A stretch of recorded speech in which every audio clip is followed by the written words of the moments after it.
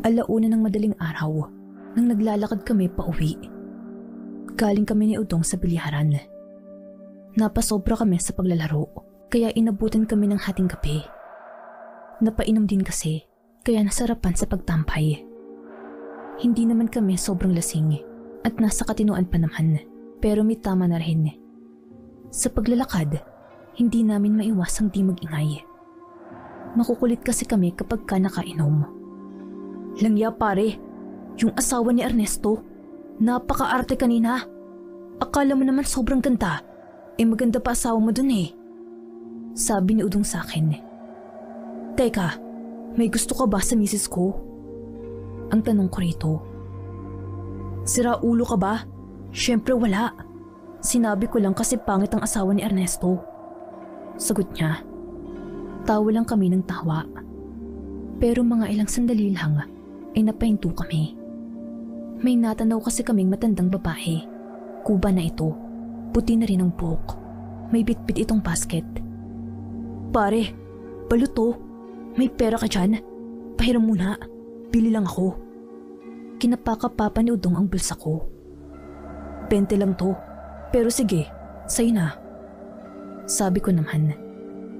Pagkakuha ni Udong ng pera, ay tinawag niya agad ang matandang babae. Oy Ale, halika rito. Dali, bibili ako. Tawag ni Udong. Siniko ko siya para sawahin. Umayos ka nga, para kang walang galang. Sabi ko kay Udong pero patawa-tawa lamang ito.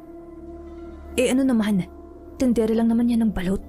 Kailangan ko pa bang lumuhod? Pabalang nitong sagot. Nang makalapit ng matanda, tiningnan nito ng seryoso si Udong. Madilim sa kinatatayuan namin, pero ramdam ko ang pagiging seryoso nito. Iho, ayusin mong ugali mong iyan. Baka makatagpo ka ng mas masama pa sa'yo. Sabi ng matanda kay Udong. Napatingin sa akin si Udong, sabay tawa. Aba, bumabanta si nanay. Naku nay, hindi pa pinapanganak ang mas masama sa akin. Kung ako sa'yo nay, umuwi ka na. Gabi na, at baka mahamugan pang mga buto mo. Hindi na magandang mga sinasabi ni Udong at ako na mismo ang humingi ng paumanhin sa matanda. Hinila ko na ito paalis, saka ko kinausap. Para kang gago. Bakit ganin mo kausapin ng matanda? Umayos ka nga. Sabi ko rito.